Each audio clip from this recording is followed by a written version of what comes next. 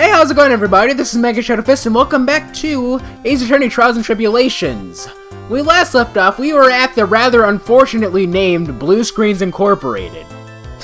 And we were investigating stuff. Don't ask why I said, oh, okay, like that, just nothing. We were investigating stuff, and now that that's done, I guess it's time to talk to Miss Lisa Basil. Blue Screens Incorporated. So, what exactly is this firm's business? I will try to simplify it so that you can understand. We analyze the data management systems required by certain branches of industry, and deliver optimum operating system and source level components. Huh? You lost me on the corner of analyze and management.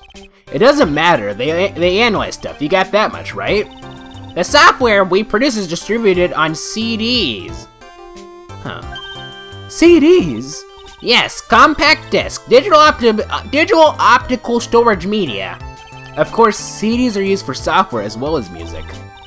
It is a small firm, but all of my employees are first-class programmers. Let's ask one of them what they are doing. Excuse me, what are you working on right now?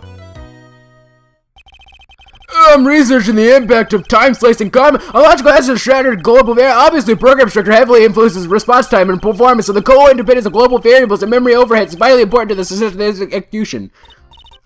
Well, you get the idea. This is sort of the thing we are involved in. Did you good people follow all of that? Yeah. Your blank smile just said otherwise, Maya. What happened?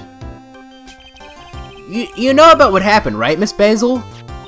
You mean about Glen Elk being poisoned? Yes, I know. It's terrible. Can you tell us anything that might be helpful? I don't think so. A police officer was here earlier, too.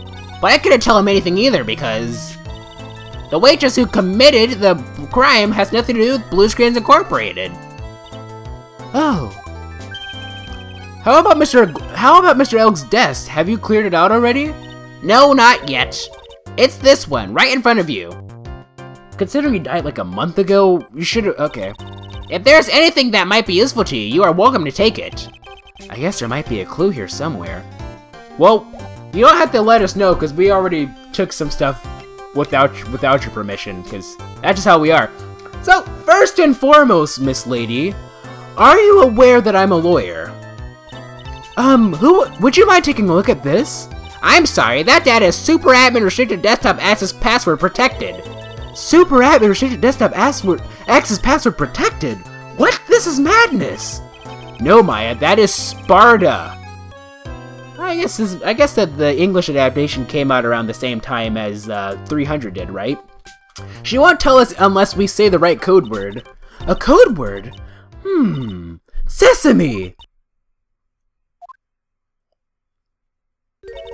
If it's not Sesame, then it must be your mother's maiden name. That's how it always is. There's no point in having a password if it's always the same thing, Maya. I guess she just doesn't want to talk about this. Maybe we should focus on asking about Glen Elk. What do you say? Yeah, I feel like we're probably not going to get anything until we present Glen Elk first. I mean, we're going to anyway, but... about Mr. Elk. He was a prop programmer. I would even say he was a genius. But he did suffer from one or two bugs in his personality. Oh? Like what? He was a bit of a loser. Perhaps that would be the best way to describe it. That's what got him into trouble. Oh, I see that type of loser. What's the matter? He was a top programmer. I would even say he was a genius. So he was really no trouble at all, a model employee. Hey, wait a minute. Just now you said something about him being in trouble. We gotta find out what this trouble was exactly. Okay, so... Oh, I didn't want to back out completely. I hate how it does that. Okay, Glen's calendar? Nope, nothing. This is actually a very long... This has got to be, like, the longest rejection... Like, the longest, like, I have no idea what you're talking about, dialogue chain I have seen in all the games that I've played. MC Bomber. Alright. Yeah, she's not gonna say anything about anything, is she? I guess as much. Okay. The only other thing that I'm going to present is the losing horse racing tickets. Nope, nothing to say about this either. Alright. Anyway, let's get out of here. Get me out! No, we still need to talk to her, because I believe that we should have unlocked a new dialogue chain from presenting Glen Elg. Let's see. Yeah, Glen's troubles. About Mr. Elg. Was he in some kind of trouble? I'm sorry? Why would you think that? I thought you said something about it just now.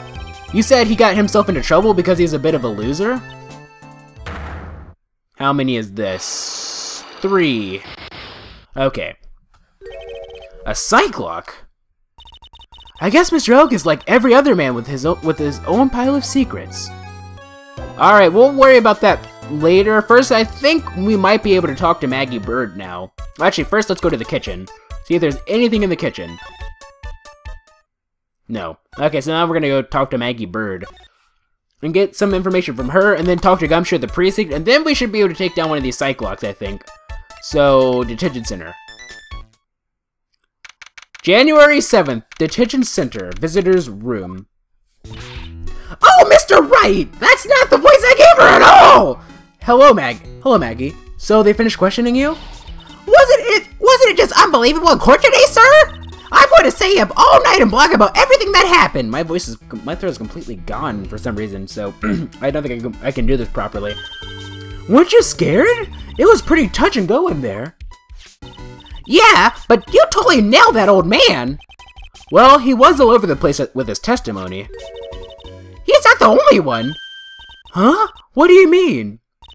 Everyone else's testimony don't match up either, sir. Not with what I remember of the incident, anyway. Is it possible she is the one misremembering things? Oh, now we got like this super sad music. Oh no! Contradictions.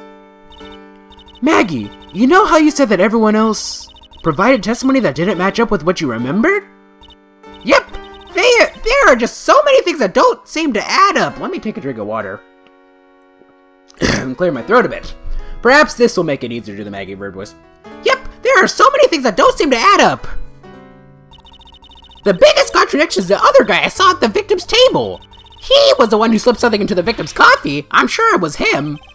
But didn't Mr. Kudo testify earlier today that it was the waitress who put some white powder into the coffee cup? So you really think it was this disappearing man that did it?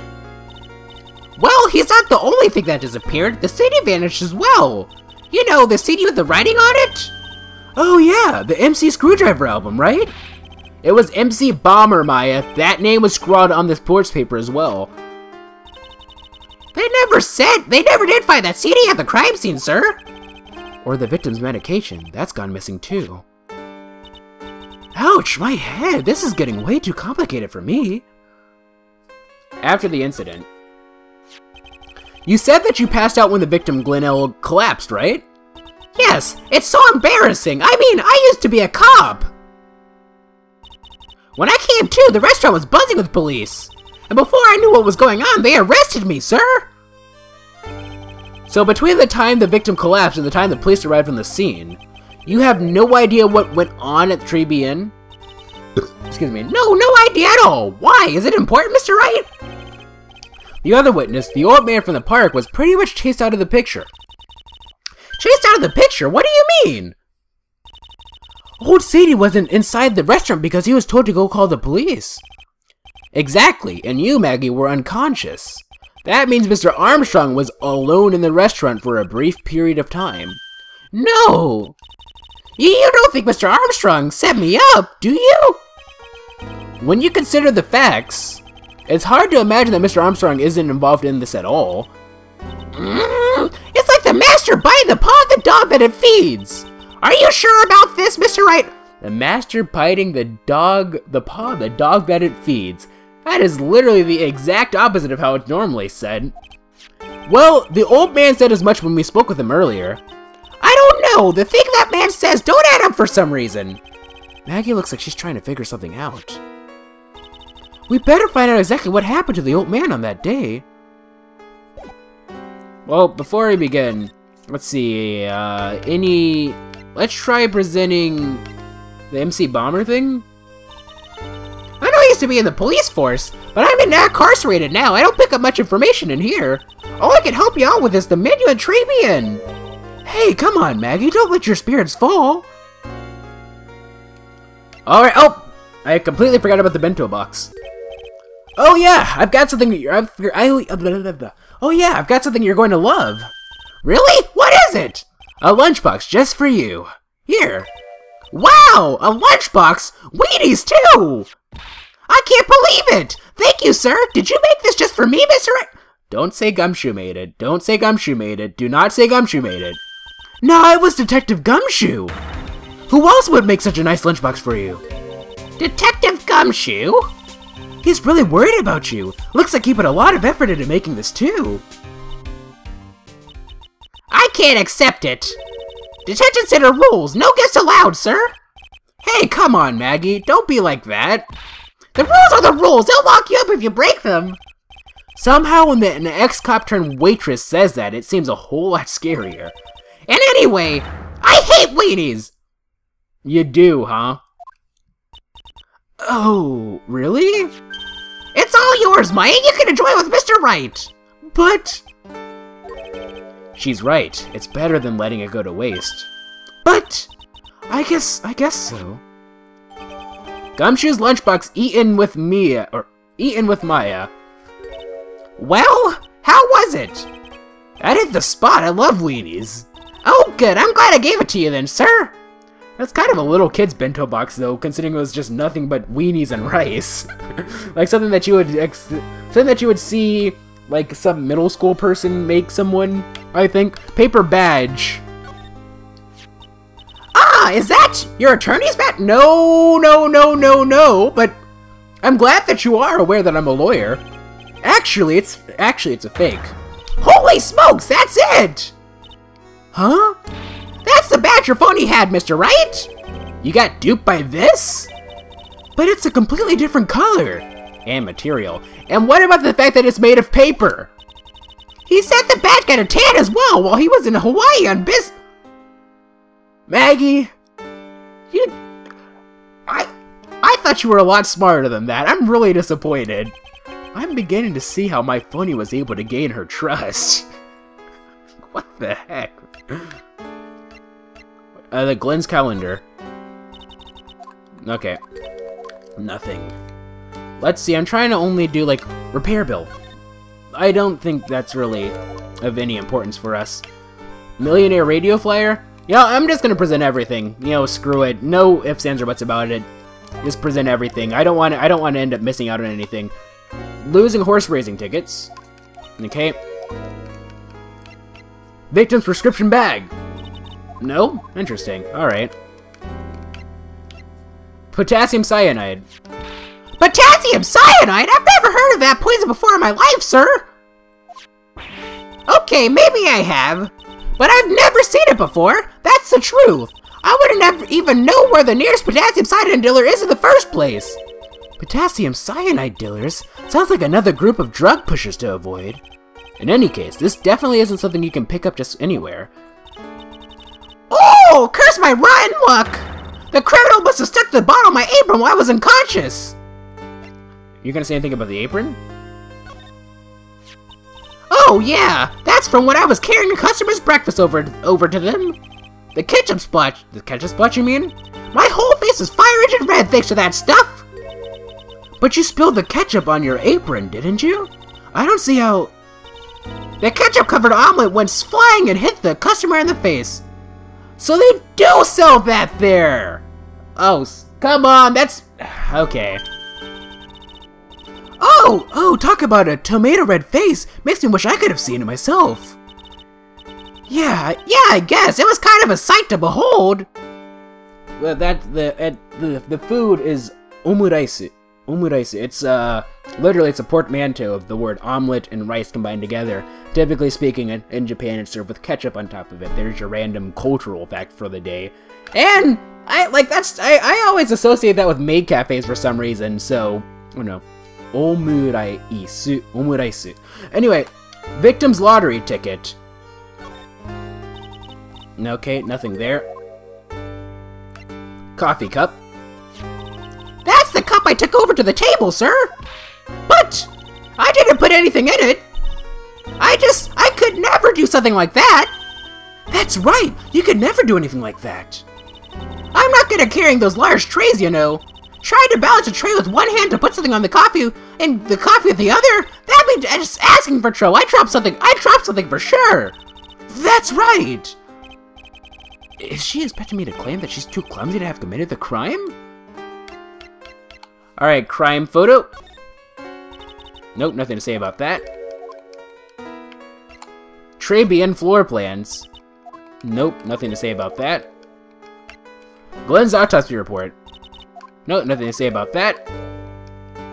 Victor's testimony. Oh, I feel much better after this trial this morning. I've been a bit of a courtroom proceeding addict for years now. It feels like forever since I saw a witness as slippery as that old man. He's not really that bad of an old man, though. Still, I feel a bit uneasy. Huh? I thought you just said you felt much better. Maggie, if there's something on your mind, you've got to tell us. Especially if it has anything to do with Mr. Kudo or his testimony. Roger, I'll spill it all and see what you make of it. Magazine clipping. And this is all old stuff. So, profiles. Lisa Basil, the CEO of Blue Screen Incorporated and Glen Oak's boss, absolutely not a robot. Okay. For some reason, it's like, even though she's saying the same exact thing, we can't just skip through it because, like, oh. All I can tell you about it now is the info about ex-cons, the clientele of Tribulations, sir. Oh, don't let it get you down, Maggie. Furio Tigre. Holy smokes, that's him! Huh? That's your phony, Mr. Wright! Just look at that ridiculous suntan! For the record, I'm not sunburned like an overdried tomato, so I don't know how... He told me he'd been on a business trip to Hawaii, and that's where he got the tan! I'm not hearing this. Violetta. Okay, nothing to say about that. Alrighty then. Armstrong? Mr. Armstrong is very good to me after I was fired from the force. I can't believe someone as nice as him could have anything to do with this. Well, in the time between the victim being poisoned and the police being called, the only person who was on the scene and had a chance to do anything was Mr. Armstrong. There was no one else there. Mr. Armstrong wouldn't set me up, would he? Victor Kudo? Nope. Yeah, it's the same exact thing as when we presented the testimony. Interesting. Okay. Dick Gumshoe. Back when I was an officer, Detective Gumshoe always looked out for me. But for today I was the only one who had to look out for him, trying to incriminate me the whole time. You've got to remember, Maggie, Gumshoe's a detective. He's got a job to do. My old boss! I thought at least he'd be on my side. He is on your side. He'd do anything. You can't fool me. I saw him in court today. Maggie, considering that, you know, Mr. Sheeneef, Don Tigre, fooled you into thinking that he was me, I think you can be fooled quite easily, but okay. You can't fool me. I saw him in court today. I felt like a poor little baby woodpecker being pecked on the head by its old mother. Gumshoe's testimony was pretty solid. No wonder it hurt her so much. I hate him, sir! I hate it! I don't ever want to see him again! Ouch, I think I just saw Gumshoe's chances go down in flames like the Hindenburg. I don't think it's getting through to her that he really was trying to help. Gumshoe does have a weird way of helping people. Ah, that's the victim, isn't it? That day was the first time you'd ever seen this man, right? Yes, I'd never Slow down. Yes, I never met or seen him before then. I just happened to be the waitress who served him his coffee, sir, that's all! It seems he was a computer programmer. Really? I'm useless with computers, completely hopeless! I don't know any computer programs! Did she mean programmers? Alright, so we should have like a poop ton of stuff to discuss, right? Or maybe just one extra thing. Victor's testimony. Is there anything about Mr. Kudo's testimony that stood out as odd to you? Actually, yes! The fact that he was even testifying to begin with doesn't quite what? Well, when I took the coffee over to the victim's table... It's true there was another customer in the restaurant. Yeah, we know that already. It was Victor Kudo. But I can't really say. It was an old man.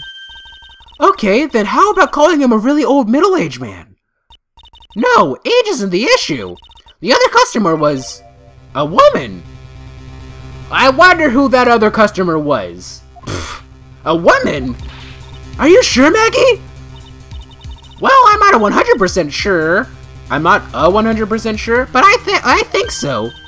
So, what did this woman look like? She was sort of creepy. Yep, this is exactly what I was thinking. And she had a kind of cackling laugh. Creepy. Cackling. Why do I get the feeling I've come across a woman like that recently? Alrighty then, I think that's everything that we can get from you for now. So let's go to the precinct, the Criminal Affairs Department. January 7th, Police Station Criminal Affairs Department. The main server just went up in smoke! Why the heck isn't the press conference set up yet? The superintendent's here already! Yeah, there's a problem with the internet! Oh, that came from the Raven, wasn't it? Yeah, and there's a problem with the internet, too. I already told you to stop using your computer, Chief! But I'm watching videos online. I'm catching up on my Asian soap operas. It's gonna have to wait, Chief. I'm throwing the switch. No! Just when the some young guy was about to confess to his son's hot-to-trot girlfriend. Wow, this place is really buzzing. Something must be going down. Something really big. Huh? What are you doing here, pal? Detective Gumshoe. You can't be here right now. You'll be roped into the briefing if you stay. Huh? We've got a big problem here today. Why? What's going on? It's a virus! A virus! A virus? There's a virus ripping through the precinct's computer system! But I really need to ask you some questions. I wonder who could have made that virus. Alright, let's go ahead and talk. Tenderlinder. Okay, I'm gonna say this once, so listen up. Yes? No matter how poor you get, never borrow money from a place like this, you hear? Okay. If you got money trouble, just go on a diet of instant noodles and hang in there and totally ruin your health while you're at it. We're not thinking about borrowing money, Detective. We want information. Oh, is that all? Well, let's see. Tenderlinder is considered to be even fishier than the average illegal loan shark. And it seems it ran into trouble just recently. Those guys have been pretty heavy-handed calling in all their debts. Really? Don't go poking your nose around in their business, pal. You'll really regret it if you upset that lady. Alright, I get the picture. Hey, wait a minute. What did he just say? That lady? Who's this lady we're talking about, Nick? We better find out what the story is with this lady. Computer viruses. So what exactly is a computer virus, Detective Gumshoe? I don't know. What? Look, I just go with the flow, alright, pal? And here I thought detectives were supposed to be somewhat knowledgeable. What's with that face, pal? You think you know what a virus is? Well, Nick, do you? A computer virus? Sure. I mean, only in simple terms, of course. Really? Wow, you know everything, Professor Nick. Yeah, I'm gonna call you just Dr. Wright from now on. Dr. Wright, I kinda like that name. Hey, that sounds pretty cool. Don't you agree, Dr. Wright? Why do I get the feeling they're making fun of me? Okay, fine. I'm no expert, but I can at least explain the basics to the two of you. What's a virus? A virus is a program that gets inside a computer and causes damage. Damage? You mean like it makes the machine go boom and explode? No, the damage is, well, it's all internal. So the inside goes boom, right? Imagine all the case data you've got stored on your PCs here in the station. A virus could wipe all of that. That's the kind of damage I'm talking about. Whoa, that's scary. Yeah, and what's even more scary is that viruses are infectious. Infectious? Most computers are connected together on a network, right? A virus can move from one machine to another over the network. So the virus just keeps spreading faster and faster. Just like a real virus, huh? But Nick, why would anyone want to make a program like that? Yeah, it takes ages to type in all that data. Why would you want to destroy it, pal? No, people don't infect their own machines. They send the virus to someone else's. What? That's horrible. Oh, I get it. It's like you sneezing on a Godot so he snatches a code. I know, I read that like that. Right! Then he wouldn't be able to turn up in court because he'd be too sick. You really shouldn't do stuff like that, Nick. It's wrong. Who, what, where, when, and why did the conversation jump to something that they're talking about me? Anyway, that's what a computer virus is. A bad program that causes damage. And all that different viruses have names, right? I kind of feel like I've heard the name of the virus we caught somewhere before. A Trojan horse, perhaps? The name of the virus, huh?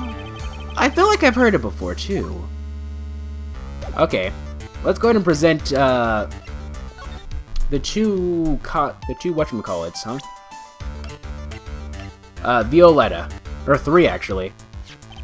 That's the girl who works over at Tinderlinder. You want to stay away from her, okay? I mean it. She does look kind of unforgiving, doesn't she? That should be the least of your worries, pal. What's that supposed to mean? What could be worse? Her name's Viola Cat... Ha! Is that so? Her name's Viola Cadaverini. She's the only granddaughter of Bruto Cadaverini. Bruto Cadaverini? Do you know what this is, Nick? That is, Nick? Do you know who that is, Nick? Never heard of him. Bruto Cadaverini's the boss of the Cadaverini family. The Cadaverinis? That's one scary sounding name. We can't touch them. They're way too powerful for the police. But you're thinking of taking them on, aren't you? No, I don't remember ever saying I was going to. I better get some more info out of Gumshoe about this family. Furio Tigre. Oh, this guy, the tiger. Is he famous? Yeah, this guy's got a loan shark. This guy's not a loan shark, you know. Nope, he's a big lone cat. Hence the name. Don't pay him back, and you'd better say your prayers, because he'll eat you all alive. You're shaking, Detective. Like a leaf. I'm just, you know, kinda on edge at the moment, if you know what I mean. No, I don't know what you mean. Lisa Basil. That lady's the boss of Blue Screens Incorporated, pal. Yeah, I figured she's clean. She's got nothing to hide. She seems kinda like a doll to me. In a good way and a bad way. Kinda makes you think she might be hiding something. Well, she is hiding something, actually. We have the Cyclops to break. The Cadaverinis. I'm not sure if I really want to get involved in this, but who are the Cadaverinis? Who are they? A scary bunch of people, that's who! You're a cop and you're scared? What's that about? Trust me, it doesn't matter if you're a kid or a cop, these guys are scary! They've got some serious clout in the criminal underworld. We can't touch them, they've got too much moolah. Moolah? As in, you've never heard that term before, Phoenix? They pretty much control all the cash on the city's black market. The black market, huh? And that includes Tinderlinder, I take it. Sure, no one stands up to Bruto Cadaverini. And I mean no one. Interesting. So Viola's the granddaughter of some mafia boss, then? Yeah, and everyone knows how much Bruto loves his little girl. She means everything to him. So, how did she end up at Tinderlinder? I don't know, pal. But I heard she and the boss of the Tinderlinder are pretty tight. Tight? That's what it said in a file I read related to Maggie's case. Sounds like a pretty important clue. Did we get the... We had to have gotten the thingy, right? Unless was her name updated? Yeah, yes it was. Bruto Cadaverini. The head of the Cadaverini family crime syndicate seems to love his granddaughter.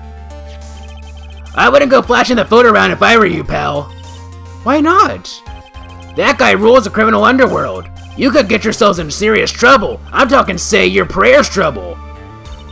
You're shaking, Detective. Like a leaf. I'm just, you know, kinda on edge at the moment, if you know what I mean. Okay. Now I believe that we should have all the information that we need to break, Violetta's, Cyclock, I think. Let's go back to Tribune. Alright, after that we go to the Vitamin Square. And then after that, we go to Tinderlinder. I think we should be able to break it now. I think. Let's try. Magatama.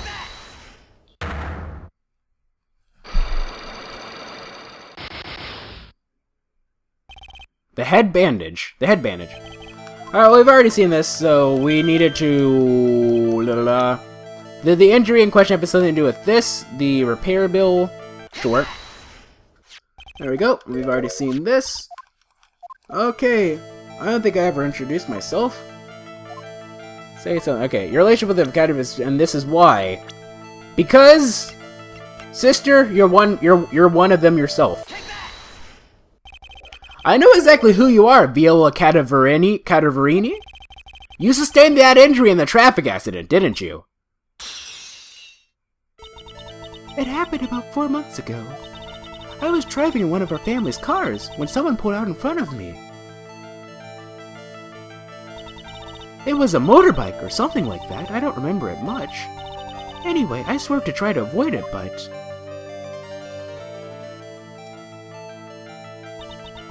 I took a blow to the head. A bad one. Yeah, I can imagine.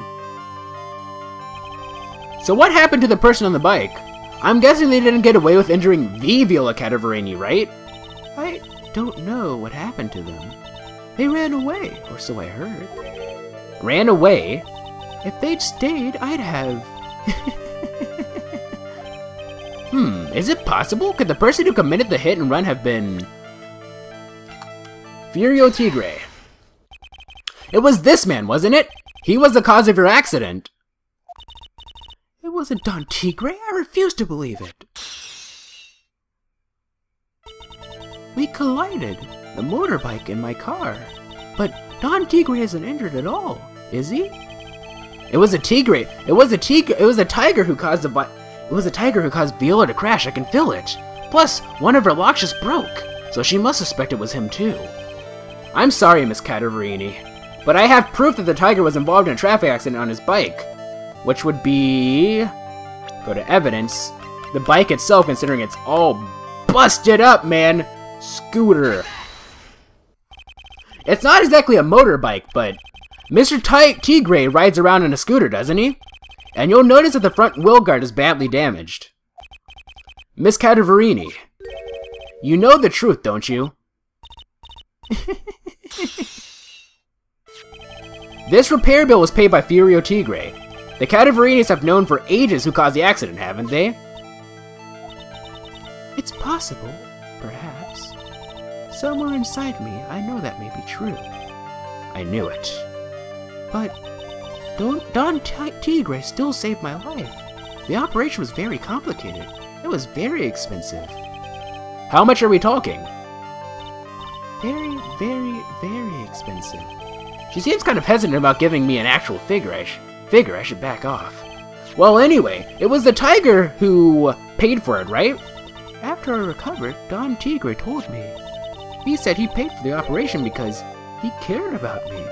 I believe him. Really? But do you honestly believe that to be true? Do you want to know what I think? I think the reason he paid for the operation wasn't because of you, but someone else. And that person would obviously be... Bruto Cadaverini. Perhaps I shouldn't be saying this, but... Your grandfather, Bruto Cadaverini, controls a lot of dubious cash, right? And you are his beloved pride and joy. Sure, I don't know exactly how much the operation costs, but...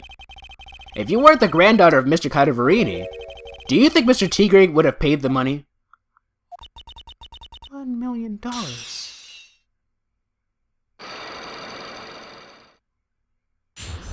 Unlock successful. Yay! The head bandage. We'll save that for the next episode, ladies and gentlemen. We'll save that so that we'll leave off on a cliffhanger while everything's completely silent. There was no music playing at all. Alright, whatever. In any case, I guess now it is time to end things off. So, what did you think of that, ladies and gentlemen? You know, her being related to the Cadaverinis. I wonder what their Japanese name is. Because obviously, like, in the English version, they're like Italian mobsters, right? But, like, they were, like, in the Japanese version, they're obviously, like, Yakuza or something. So I wonder what their Japanese name is. Like, Phoenix did mention something about his name being, like, their name being scary sounding. But Cadaverini doesn't really sound that scary to me. I mean, it kind of does, but I don't know. I feel like that's something that would have made a lot more sense in the Japanese version. Didn't quite translate very well into the English version for one reason or another. But anyway... Whatever the case may be, If you like this video or this series of videos, please feel free to leave a like. If you thought it was cool, why do I always do these in a weird accent? If you thought it was cool, please feel free to subscribe and join the Elven Brotherhood today. Also follow me on Twitter, twitter.com/MegaShadowFist. I'll be sure to leave that in the description. Thank you guys so much for watching. This is MegaShadowFist signing out. Bye!